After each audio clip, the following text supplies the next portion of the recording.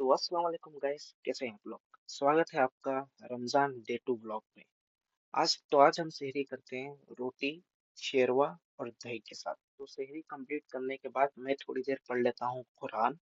कुरान शरीफ पढ़ते पढ़ते ही मेरी आ जाती है चाय, तो हम चाय पीकर नमाज के लिए निकल जाते हैं। तो फजर की नमाज पढ़ने के बाद थोड़ी देर के बाद मैं निकल जाता हूँ जिम।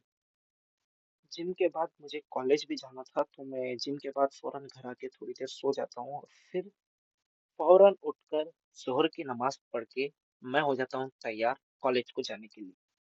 फिर कॉलेज से आते ही मैं असर की नमाज पढ़कर निकल जाता हूँ अपनी बुकिंग के लिए। जैसा कि आप लोग जानते हैं, हम कैंसर पेशेंटों के लिए आयुर्वेदिक फ्रूट्स और लीव्स दोनों ऑल ओवर इंडिया सप्लाई करते हैं, तो मैं उसकी बुकिंग के लिए निकल गया था। फिर फिर मैं घर आया और थोड़ी देर कुरान शरीफ पढ़ी और इफ्तारी की प्रिपरेशन में लग गया।